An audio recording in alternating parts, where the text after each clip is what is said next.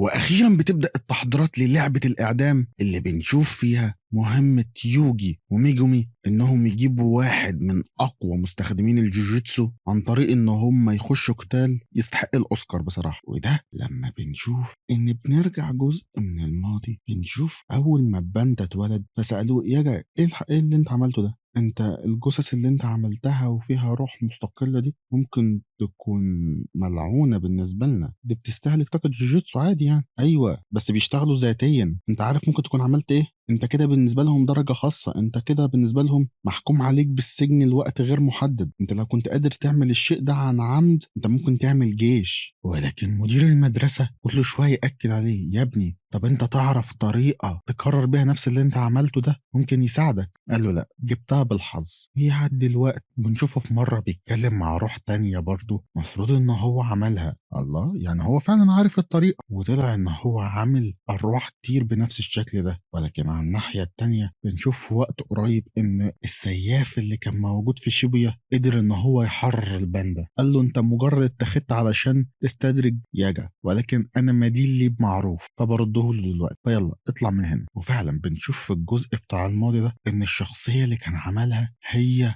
انه حط روح، اعوذ بالله ايه الكفر ده، حط روح ملعونة في ابن اخته الميتة اللي خلاها تنبسط قوي اول ما لقت الروح دي بتتحرك زي ما هو كان بيتحرك زمان. ولكن في الوقت الحالي بيتم محاصرته من مستخدم الجوجيتسو، يقول له اعترف انت ازاي بتعمل ارواح ذاتيه الاستقلال دي، ممكن يخفف عنك، انت خلاص اتحكم عليك بالاعدام. قال له انتوا اتجرأتوا بقى بسبب ان سطره غاب صح؟ ولكن هنا بيتسمع صوت الجيتار وبيطلع ان مدير المدرسه كمان المفروض ان هو هيواجهه. وبعد لحظات بنشوف ياجا وهو غرقان في دمه خلاص بيموت. اما المدير قال للراجل اللي معاه خلاص سيبه انا هتصرف في الباقي. اما هنا ياجا قال له علشان تعمل بقى الروح دي المفروض انك تعمل تجميع لمعلومات الجسم وبعد كده تنتج الروح وتعمل نواه وتحط كذا روح في النواه دي. هنا وباندا جاي بيجري هو كمان. قال له ثانيه، انت ليه بتقول لي المعلومات دلوقتي؟ ليه بتقول لي السر بعد كل ده؟ ليه ما حاولتش تعيش وتعترف بيه من زمان؟ قال له يا جدع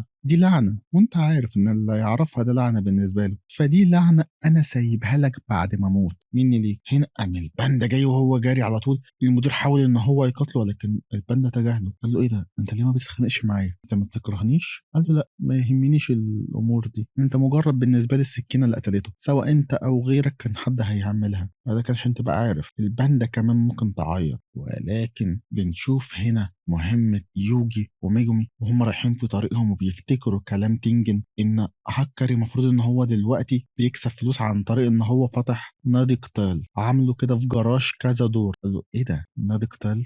بيعمل قتالات ما بين مستخدمين الجيتسو والناس اللي بتفجر كمان، وغالبا كمان ناس بتستخدم لعنات. بس ده يا جدعان ده ممنوع. ما هو بالظبط عشان هو ممنوع عشان كده هو سابنا ومشى. فباخدوا بالكم بقى. هنا هم خلاص بيوصلوا. ميجومي قال له نغير هدومنا بقى. قال له اشمعنى؟ قال له يا عم هو اصلا كان متخانق مع القيادات العليا، اول ما شفنا من مستخدمين الجيتسو مش هيرضى يتكلم معانا اصلا، هيهرب على طول. قال له احنا اصلا مع تبع المدرسه. قال له يعني احنا في منطقه رماديه برضه، ولكن على الاقل في نظره احنا معاه دلوقتي فبلاش نعديه. طب ما كله بيقول عليه ملوش لازمه ليه نروح له؟ قال له يا عم يوتا بيقول عليه ان هو اقوى منه فاحنا محتاجين قوته اكيد يعني. هنا اول ما بيدخلوا الجراج في اتنين بيقابلوهم بره، انت هنا لو انت هو هديكوا كام ثانيه كده هتنضربوا. قال له احنا محتاجين فلوس خلينا نشارك. قام على طول حاول يضربه. قال له شارك ايه؟ القاعده الاولى في فايت كلاب وي دو نوت توك اباوت فايت كلاب. تقريبا كان مطبق على فيلم فايت كلاب، ما نتكلمش على الفايت كلاب. قال له انت عرفت عن طريقنا منين اصلا؟ قال له عن واحد بس قتلته من شهر كده، كان عيل رغاي. قال له صدق فعلا في كوندو اختفى من شهر، يبقى هو اللي قتله. قال له هجيب مكانه ولا تحب تنضرب انت كمان قصاد الوسيط؟ السيدور قال فعلا لو احنا ظهرنا فجأة وقلنا عايزين نقابله هيتشك فينا، المفروض برضه ما نعرفش اسمه. فحلو اسكت واسيبه هو يتعامل. قال له كفايه، الرئيس وافق ان هو انتوا تدخلوا وهتخليكم النهارده ان انتوا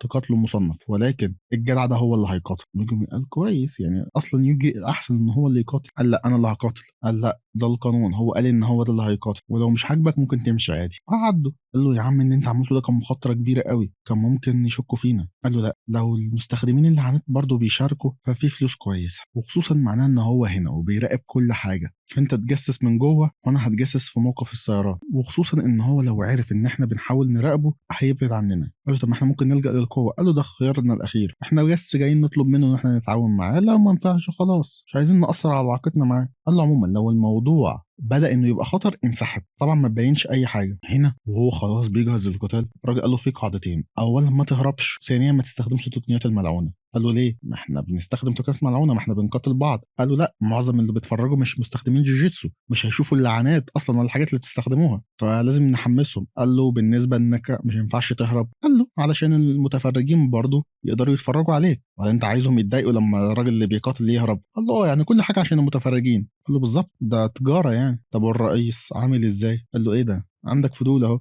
قال له أيوه. قال له هتعرف لما تقابله. قال له إيه ده، هو ينفع أقابله؟ قال له بُص، في نوعين من القتالات، حاجات حقيقية زي النهارده، طبعًا زي النهارده هنشوفها دلوقتي، وفي نزالات متفبركة، دي الريس اللي بيكتب السيناريو بتاعها، فلو أنت عجبه القتال بتاعك ساعتها هتقابله. قال له بس يعني أنا هاعمل عرض كويس وخلاص. وهو داخل ساحة القتال لقى إن اللي بيخش قصاده هو الباندا. الله أكبر، تعالَ. هنا هاكر قال يا دي النيلة، واحد تاني هيجي، أنا عارف ما فيش حد هيغلب الباندا ده ولا هيلعب ضده. وهنا بدأ القتال الجد جدًا اللي شادد الكل وهُم بيتكلموا بعض. قال له: "هو أنت شُفت هاكري؟" قال له: "لأ." بيضربه، طبعًا الضربة ما وجعتوش. بطني، بطني." أيوه طبعًا، طبعًا. قال له: "يا عم هو عارفني، هو أصلًا مش هيخلّيني أقرّب منه، هو عارف أنا مين." فيحاول يضربه التاني يتوجع، بطني.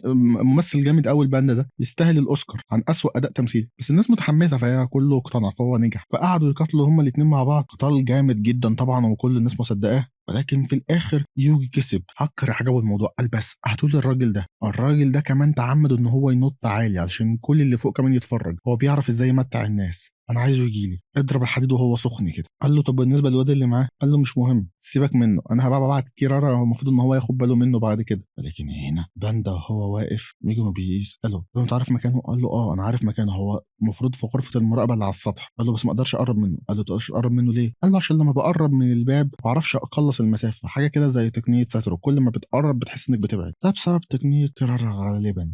قال له كرارة؟ قال له ده كان طالب في سنة تالتة، هو كمان كان راجل. يعني ده راجل؟ ده راجل ست؟ منها لله الأنميات اللي يلا. قال له يعني ده دايما بيحصل؟ قال له كل ما الراجل ست دوت بيبقى موجود صعب قوي حد يقرب منه، فأنا ركزت إن أكون استعراضي بدل ما أخليهم يهربوا مني. قال له بقى المفروض مين هيروح؟ قال له يوجي. قال له بس ده ما بيعرفش يكذب. قال له ده أصعب من إنه ما بيعرفش يكذب، ده أصلا ما بيفكرش في الكذب الصح إزاي، بس المفروض لما يخش نتصرف، أنا عارف مواقع الكاميرات ونحاول نخلص الدنيا دي نأمنها. طب بالنسبة للقرارة ساعتها بقى نبقى نشوف هنتعامل مع أمه إزاي ده، بس المهم إن إحنا نديهم فرصة إن هم يتكلموا مع بعض. لو بقى خلاص هو جاب دعم أو ما عرفش يتكلموا مع بعض، خلاص يبقى الدنيا باظت. هنا القرارة بيقوم واخد يوجي ويقوم وصل له: بص هو النهارده متحمس وانا بحب اشوفه لما يكون متحمس، فاتصرف معاه. هنا بيقوم داخل له يقول له ايه رايك لو انا قلت لك انك ممكن تكسب مليون كل شهر، ولكن في الاول محتاج تديني 200,000 علشان اقول لك سر رهيب يخليك تاخد ده، هتقول ايه؟ قال والله هرفض، اصلا انا ما اعرفش انت عندك المعلومه ولا لا، انا معيش حاجه اصلا عشان اديها لك. قال له جميل، دي خدعه كلاسيكيه بيستخدمها الاغنياء دايما، بيبقى واحد نصاب ويحاول ان هو يعمل نفسه غني ويقوم واخد 200,000 من كل واحد وفي الاخر ما يدومش حاجه. ولكن تخيل ليه الناس بترضى بالموضوع ده؟ قال له ليه؟ قال عشان الشغف، ده عنده شغف ان هو ياخد فلوس وده عنده شغف انه يبقى غني، والاثنين عندهم نفس الدوافع عن نفس الشغف، وبسبب ده ان هم بيفكروش بشكل سليم. انا بقى بحب الشغف ده. تعرف بقى احسن طريقه تتعامل بيها مع الشغف ده ايه؟ هي المقامره. فالحياه دي مؤامره، مفيش حد ما بيأمرش، لكن الناس اللي بيكرهوه مش المؤامره، ان هم يخسروا في القمار ده. قال له طب مش في ناس ممكن تكون عايزه حياه هاديه؟ قال له ما اعرفش حد كده الصراحه، انا بحب الشغف، والشغف هو المؤامره، والمؤامره هي الحياه،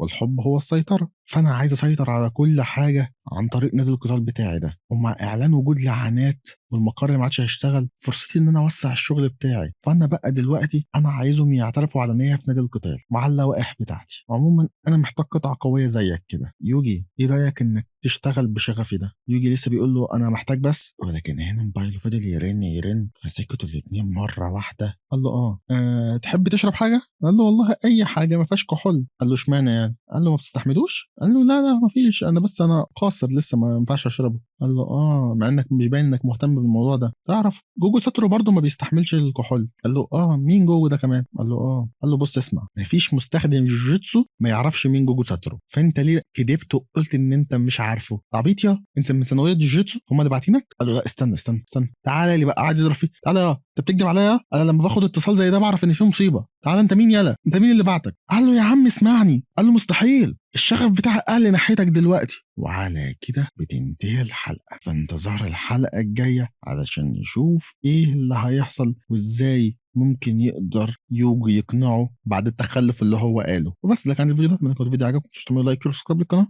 وسلام.